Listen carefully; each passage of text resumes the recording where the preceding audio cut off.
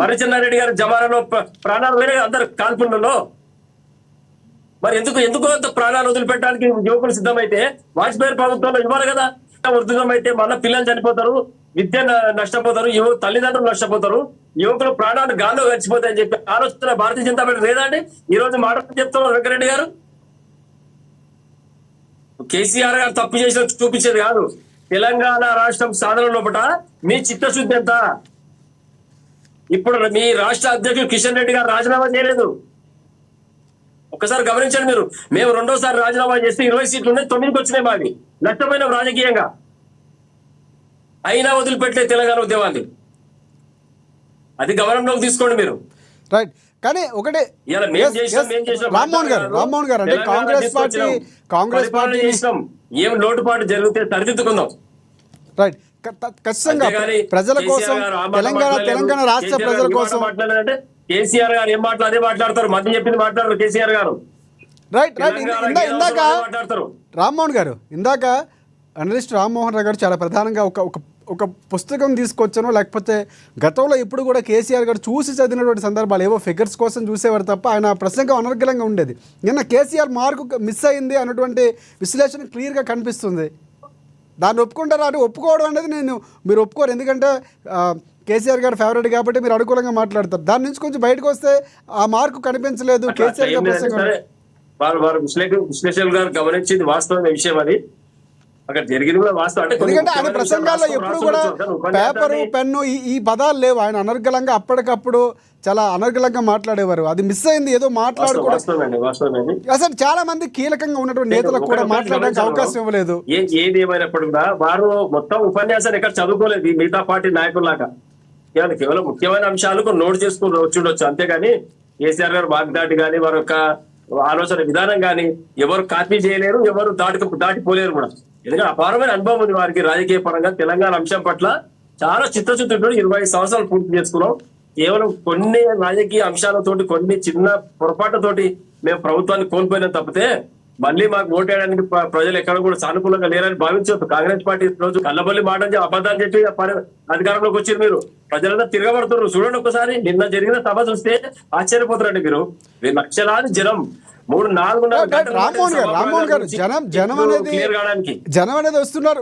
జనం ప్రామాణికంగా మాట్లాడుతున్న సందర్భం కాదు. ఖచ్చితంగా మీరు అన్నట్లు గతంలో మీకు పాపులారిటీ ఉండొచ్చు, రావచ్చు. కానీ కేసీఆర్ ప్రసంగం మిగతా వాళ్ళకి కొంచెం ప్రాధాన్యత ఇస్తే బాగుండేది. కీలకమైన నేతలకు కూడా మాట్లాడలేదు, ఇవ్వాల్సిన ప్రాధాన్యత ఇవ్వట్లేదు. ఎందుకంటే 25 సంవత్సరాలు సుదీర్ఘంగా ఓ పార్టీ నడిపించి ఉన్నటువంటి రజతోత్సవ సభలో ఇవ్వాల్సిన ప్రాధాన్యత ఇవ్వలేదు అనేది వినిపిస్తున్నటువంటి మాట. మీకేమైనా అలాంటి భావన ఉందా? జరిగిందంటే మీరు ఒకటి అందులో మన క్లారిటీ తీసుకోవాల్సిన విషయం. సుమారుగా 1500 మంది వేదికపై ఉన్నాం. చాలా పెద్ద వేదిక, అద్భుతమైన వేదిక నిర్మాణం చేశారు. మాజీ ఎమ్మెల్యేలు, మాజీ మంత్రులు, కార్పొరేషన్ చైర్మన్, చాలా ప్రజలు ఓపిక ఉండాలి కాబట్టి అది మాట్లాడి జరగలేదు. కేవలం అందరూ కూడా కేసీఆర్ గారు మాటలు వినడానికి వచ్చారు. అక్కడ వారే మాట్లాడి వారు మాట్లాడుతున్న సేపు ప్రజలందరూ కూడా, కార్యకర్తలందరూ కూడా చప్పట్లు కేరింతతోటి వారు ఉత్సాహంగా పాల్గొన్నారు. వారు అడిగిన దానికి మీరు సమాధానం కూడా చెప్పి తిరిగి ప్రజలందరూ కూడా గమనించాలి మనం. ఎందుకంటే చాలా మందిని అంతకు ముందుకు మాట్లాడిస్తే కళాకారులు పాటలు పాడారు అద్భుతంగా. మాట్లాడే అన్నప్పుడు మాజీ మంత్రులు, ఎమ్మెల్యేలు, కార్పొరేషన్ చైర్మన్లు చాలా మంది ఉన్నారు. అంతమందిని మాట్లాడించే వీలు కాదు కాబట్టి అధ్యక్షుని హోదాలో తెలంగాణ బాబు కేసీఆర్ గారు మాటలు వినడానికి ప్రజలందరూ వచ్చారు. వాస్తవం చెప్తున్నాను, మీరు గమనించిన వీడియోలో ఒక ముసలాయన కూర్చున్నాడు, 75-80 ఏళ్ళు ఉండొచ్చు ఆయనకు. కేసీఆర్ గారు మాట రిపీట్ చేస్తున్నాడు మళ్ళీ. అవును కేసీఆర్ రావాలి, నీళ్ళు ఇస్తలేరు, అవును ఇస్తలేరు, కరెంట్ అవును ఇస్తలేరు మీరు అంటున్నాడు. అంటే ప్రజలు అంత ఇబ్బందికర పరిస్థితిలో ఉన్నారు. ఒక్కసారి గమనించండి, నీళ్లు లేవు, కరెంటు లేదు. ఎందుకు ఇట్లా హైడ్రా పేరు మీద ప్రజలను ఇబ్బంది పెట్టుడు, పేద ప్రజలను? ఏం జరుగుతుంది? మొత్తం డైవర్షన్ పాలిటిక్సే. హైడ్రేట్ పోయింది, రామ్మోహన్ గారు మళ్ళీ మీ దగ్గరికి వస్తాను. మనకి రామ్మోహన్ రావు గారు ఉన్నారు, అనలిస్ట్ చేస్తారు. రామ్మోహన్ గారు ప్రధానంగా చెప్పండి. అంటే మనకి 2 పార్టీలు ప్రధానంగా చాలా కీలకంగా మాట్లాడారు. రామ్మోహన్ గారు చాలా ప్రధానంగా చెప్తున్నారు, అక్కడ ఉన్నటువంటి సభ జరిగినటువంటి సందర్భం 1500 పైచీలకు మంది ఉన్నారు, మాట్లాడడానికి సమయం లేదు, కేసీఆర్ ప్రసంగం కోసం ఎదురు చూసారు. అన్ని అంశాలు ఇందాక మీరు మాట్లాడుతూ ఆయన అంటే ఏం చెప్పాలో దానికోసం ఒక పేపర్ తెచ్చుకోవడం, దాన్ని చూసి చదవటం, లేకపోతే కొంతమంది మిస్ అయిపోవడం, ముఖ్యమైనటువంటి మాటలు మాట్లాడకపోవడం. చాలామంది చెప్పినటువంటి అంశాలు కూడా, నాతో పాటు మాట్లాడినటువంటి అంశాలు కూడా కేసీఆర్ గారి ప్రసంగంలో ఏదో మిస్ అయింది అన్నటువంటి ఫీల్. ఎందుకంటే కేసీఆర్ ఏం చేయబోతున్నారు, ఇన్ని రోజులు వ్యూహం ఉందో వ్యూహం ఉందో అనుకున్నారు, ఏ వ్యూహం కనిపించలేదు అన్నటువంటి విమర్శలు వినిపించాయి. సో మీదంతా ఏకీభవిస్తారా, లేకపోతే రామ్మోహన్ గారు మాట్లాడినటువంటి మాటలతో ఏకీభవిస్తారా, ఏ విధంగా చూడొచ్చు అంటారు? నేను మొదలే చెప్పాను, దాని గురించి మళ్ళీ చర్చ అవుతుంది. కానీ అదేంటంటే సమయం సందర్భంతో 25 సంవత్సరాలు పూర్తి అయినాక పెద్ద సాగు పెట్టుకుంటే తక్కువ టైం ఎందుకంటే ప్రభావం పడుతుంది.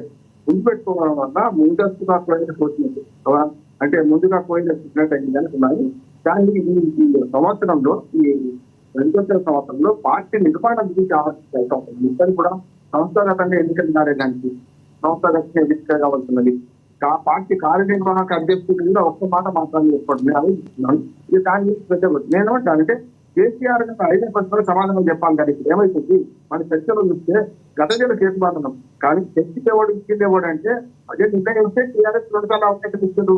చర్చని గ్యారంటీ బీఆర్ఎస్ సమస్య లేదు, కేసీఆర్ గారు తీసుకొచ్చింది సమస్య లేదు. ఇచ్చిన పార్టీకి కూడా ఉండాలి. అనిల్ కుమార్ గారు ఉంటే బాగుంటుంది. ఇచ్చిన పార్టీకి కూడా ఉండాలి. నేను ఇచ్చిన అంటే ఎప్పుడు ఇచ్చారు? మొత్తం 69లో ఇవ్వాల్సిన రాష్ట్రాన్ని 2001లో బీజేపీ ఇవ్వలేదు, 69లో కాంగ్రెస్ ఇవ్వలేదు. 100 మంది ప్రాణత్యాగం చేసిన తర్వాత జాతీయ పార్టీ 2 కలిసి ఇచ్చినే కదా అంటున్నాను నేను. పెద్దమ్మ చిన్నమ్మ అంటున్నాం కదా మనం. ఎప్పుడు ఇచ్చారు? కానీ ఇచ్చిందేవరని ప్రజలు అర్థం చేస్తున్నప్పుడు ఇంతకుముందు రామ్మోహన్ గారు పైసా వాళ్ళని ఇచ్చారు. రామ్మోహన్ కాంగ్రెస్ పార్టీ స్వాతంత్రం తెచ్చినట్టు కానీ మనకి భగత్ సింగ్ ఇచ్చిందో లేకపోతే యువచంద్ర కూడా చేసింది అన్నాడు కదా. కాంగ్రెస్ పార్టీ ఇచ్చినారు. అప్పుడు మన యువత మిగతా కోట్లు వాళ్ళకి చేయలేదా? ఇది అంటే స్పష్టంగా కేసీఆర్ గారు మన టీఆర్ఎస్ పార్టీ కాదని ఇవాళ తెలంగాణ రాకపోయేది అంటున్నాను. అంటే వచ్చిన తర్వాత పరిణామాలు అంటే 10 ఏళ్ల పాటు అని సుదీర్ఘంగా పరిపాలించారు. ఇప్పుడు కాంగ్రెస్ పార్టీ అది కూడా చెప్తాను. ఎందుకంటే ఉద్యమ పార్టీగా ఎన్నో ఒడిదుడుకులు ఎదుర్కొని, ఎన్నో కుతంత్రాలు ఎదుర్కొని, పార్టీ ఫిరాయింపులు ఎదుర్కొని, పార్టీని హననం చేసి, ఇచ్చిన హననం చేసి, ఓ రకంగా చెప్పాలంటే ఆమె సాగులో పడబెట్టి ఇచ్చారు కదా.